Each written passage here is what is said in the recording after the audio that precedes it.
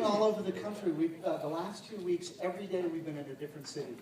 We've been doing Alamo Draft Houses. This is our final stop. We're leaving it all on the stage. That's it. Pull all the stops out. We did like 7 cities in Texas, and we went to Denver. We went to Kalamazoo. I just like saying Kalamazoo. Kalamazoo. It sounds like a magic spell or something. Kansas City. Kalamazoo, Kansas City. Anyway, we're here. I'm local. I live in Manhattan, so I'm home. Can't wait to see my wife. It's only going to be another couple hours. I don't live here. We're headed home, which is on the red eye. Where are you going? I'm back to London. It's probably raining. Probably is. So yeah, you know, we've done small houses, we've done big houses. This is a nice big house. I love the spotlight. It's very dramatic. And I feel like I should take filming? Please.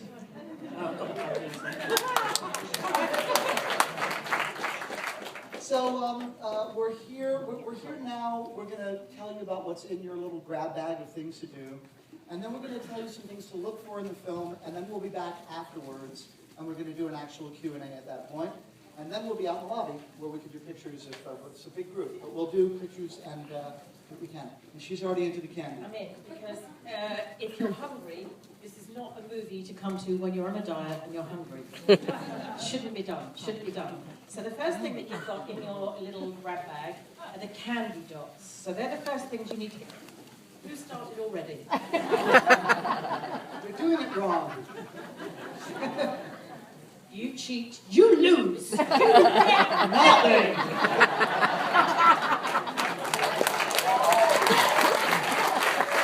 Slugworth will be waiting for you. So no, you've got these candy dots, which I always thought was a bit confusing because the paper is more impressive than the candy. Wrong way round. Anyway, there you go. You've got your candy dots. And that's Bill's candy. Bill the Candyman's who can take the sunrise. You know, the way I heard it actually is that they originally, they being Alamo, originally included this because it looks kind of like wallpaper. So they wanted to do a I see. So they were doing wallpaper originally, but then I guess people started getting into it in the Candyman scene and they decided that was okay. They couldn't wait that long. By the way, people often ask us, so did the raspberries taste like? And the wallpaper, what did that taste like? The wallpaper tasted like wallpaper. Sorry. But we don't want to burst too many bubbles now. So, okay, the second thing, all right, I see, and by the way, we've never done this spiel before, so this is unknown territory. I see that there's double bubble gum. I assume easy for you to say. bubble gum. It reminds me of the first commercial I ever made as a kid. I had to say, crazy bubbles, bubble blowing, bubble bath 3 times fast. But you didn't say it like that. No, I said crazy bubble, the bubble blowing. This is Double Bubble, and we've obviously still seen Denise Nickerson, who played the part of Violet Beauregard, and you're supposed to eat this when she's chewing gum. She is partial to bazooka. She was very particular, like, no, this doesn't make the good bubbles. It's bazooka. So, okay, anyway, you have Double Bubble, and you should chew this when she's chewing gum. Whenever. Just please don't stick it under the seats. Not put it behind your ear, like that's the way to do it. All right, what's next? What's next? Yes, you may.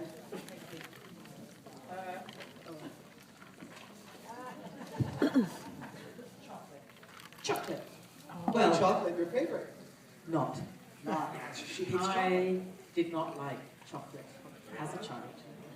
Wrong movie. I hear confusion. Yes, I hear rustling like, huh? What? My world. Yeah, no, she doesn't like chocolate. I don't like chocolate. I have had therapy. I'm better at it now. But anyway, you can't watch this movie without chocolate. But it's very small, so I suggest you ration it. Lick it through the credits, save a little bit, and then when Charlie opens his ticket and his Wonka bar and he doesn't get it, does he? Several times. You know, maybe you want to hold on to it. It is wrapped in gold foil, so that's kind of nice. Yes. Right? I mean, that's as close as you're going to get. Yes. By the way, she doesn't like chocolate. Her favorite thing is Jelly Bellies. And amidst our tour, we went to one Jelly Belly lane in Northern California. We went to a Jelly Belly candy festival. So now we have a large piece of luggage about this big that I call the body, Mr. Body. And we take it into the rent-a-cars and out again. I cross my fingers every time we come to check in that they're not going to haul me in for excess baggage. And the reason? So many jelly bellies. You have absolutely no. Like they had a special. You buy 3 8-pound bags of jelly bellies. 2 free. So it's all jelly bellies, and the other thing you have in there is kitty liars. Yes. Which she couldn't find at home. So No. she's very rock I and have a roll. cat. Where's Jean? Right here. Hello. Thank you, Jean. Oh, hi. That's my friends. Hello. Jean and Joe and Hi, Denise. Denise. Thank you. Name check for you. Shout out. Yay. Because Jean keeps me supplied in cat toys. However, you didn't keep me supplied in cat litter liners. Oh, I had some in the office. Oh, now he tells me. So actually, I'm taking back excess baggage with cat litter liners and jelly beans. I am so rock and roll. What else have we got? press Looks like a white dog strips. stoppers. It's a dog stopper. Everlasting. Everlasting dog stoppers. There are several here. I forgot the joke that they made on this. They say they're going to want them back at the end of the show. Because obviously they won't be gone. And so that's what, it's obviously used during the inventing room. In the inventing room. When they're talking about everlasting dog stoppers. And there's one more thing that's in there, which is not here. But I think you get somewhere some kind of yellow streamer. Yeah. Whoa. Right here. Most important. because why? Because it's about Because you. it's about me. Yes. So in the Golden Goose Room, when Veruca, has a little bit of a hissy fit and a bit of paddy and a bit of a tantrum, and she throws the yellow streamer around Mr. Wonka, guard your drinks, because the people behind may be flinging their yellow streamer in your direction. So we'd like to make this place really messy and untidy, because these servers don't work hard enough, do they? So if you get a half, Poor servers, I'm so sorry. if you get a half unfurled streamer, Fling it forward. fling it forward. Is it called Pay It Forward? Is that another You movie? say pay it forward, you say pay it forward. We're always checking to see what they say here, what they say there. Okay, so enough about this stuff. That's what the stuff is. Have a good time with it. One more thing about that. This is not an official quote along, but so long as you can do it at the same time as the movie and not 10 seconds later, feel free to sing along, quote along, but break the note on Reasonably the in rule. tune. Reasonably in tune. Relatively reasonable. Whatever you like. No, it's fine. It's okay. It's like a quote along. It's just they don't know If the your words. neighbour glares at you, have the sense to shut up.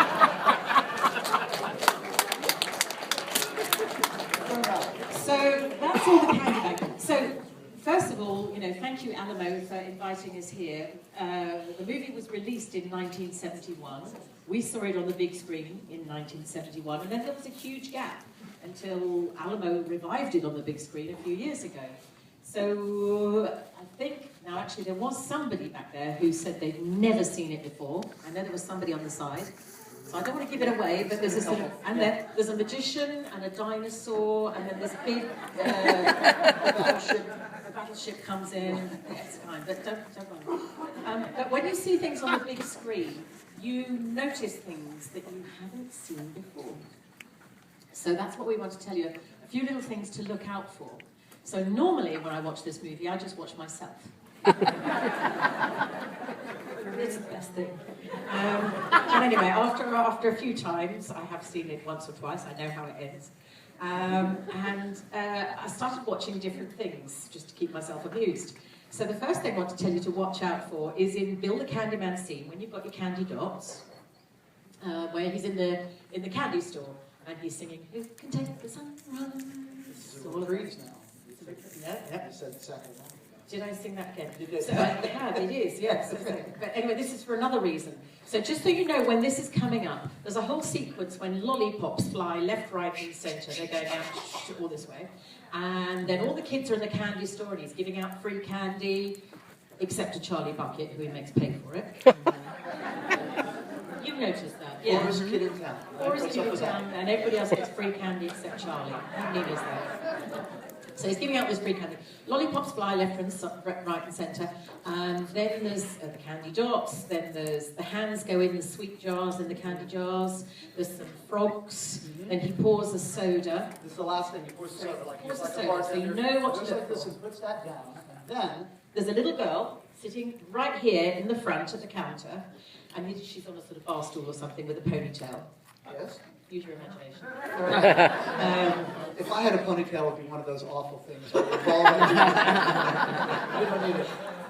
So she's sitting there, Yes. and he's carrying on singing, and he lifts up the counter and sends her flying. Straight into the tube. Right about here. Yep. It's quick. It's So very right quick. after he serves the soda, look about there. And they all carry on singing. So, first thing to look out for, the poor child's been in a neck brace for 40 years, so she never got a moment's sympathy, so it'd be really nice if you could just do a little bit of audience participation and we could have a big ow! A little ow! Should we rehearse? 1, 2, 3. Ow! A moment of fame. 200 voices, it sounds nice. Okay. Harmony is good. The second one, Julie, this is not exactly what you call a blooper. You know, what we just did is sort of like a blooper they showed on a blooper reel. This is more like a private joke. This is just odd. It's odd. You'll see. Well, Julie and I were sitting over here in Austin about 2 years ago. She says, you have to watch Michael in this scene. I go, what? So she's talking about Michael Bullner, who played Augustus Gloop. Gloop. And, what's that? Gloop. Gloop. Sure, okay, Just that's like going to saying be, goof. that'll be the audience participation tonight. Okay. We've never done it that way before. There you go. Thank So you for the let's- suggestion. Now, Thank you. when we're in the factory now, we just come in, we sign the contract, you know the contract, and then they have the things that take our hats and coats, and then we go into a black and white room. It's a psychedelic black and white room with all these patterns, and we're all moving around. Do you know what I mean? Mm-hmm. Yeah. Now, Michael is in the scene, and he's all the way on this side of the screen, about halfway through the scene, okay? This is what she's like, watch Michael. So I look up and this is what I see. Halfway through the scene, Michael, I can't walk over there because of the light, but this is what Michael's doing.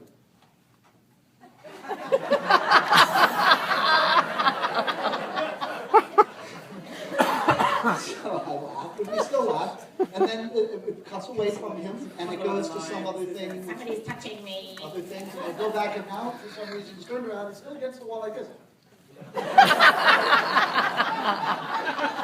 So when you see that, the audience should yell, okay? Here you go. We'll forgive you because they'll be like, awesome. All right. The third one. So the third, it's nothing, but people always ask, was anybody injured in this movie? Not majorly, but I never got any sympathy back then, so I'd like some tonight. You know how you have those scars as a kid and you don't know how you got them? And I've always had a scar on my left knee. And it was in the Pure Imagination room, the chocolate room scene, where everything is edible, eatable, everything. Apart from, well, there was a rock that was very real. I was smashing open the watermelon, scooping out all this disgusting chocolate stuff. So no, I don't like chocolate. And it was revolting and horrible, required utmost acting skills to look as though I was enjoying that. And there's one very, very quick scene that as I was enthusiastically smashing the watermelon on the rock, I cut my knee. And there's bloody knee on my left Just about knee. here. Somewhere over there. Around there. So it's one quick shot, and then miraculously it's healed by the next second. That's the wonders of filming. It's all gone. But if you see that, because I never got any sympathy back then, could I have an aww? Just like that. Perfect. Hang on. Now this is where we end, for the moment. So we are going to go backstage. We are going to sign a bunch of posters. So much to do in so little time. Yes. Strike that. Reverse it. Yes. We're going to sign, because in my Oprah moment, you get a poster, you get a poster, you get a poster. Thank you. Our fans appreciate it from all of them. Nobody gets two. Hey, she's got two. I want another one. You know, I'm thinking maybe they don't really need to maybe it's just like, it's like Rocky Horror. I want to feast. I want to be feasted. And we'll get to what a bean feast is later on if somebody asks that question, because afterwards we're going to do a Q&A. Here, you can ask questions. You're going to have mics walking through the audience. We'll do that, and then we will go out in the lobby, as I said, and sign and then take some pictures. Okay? So that's it. Have an awesome time.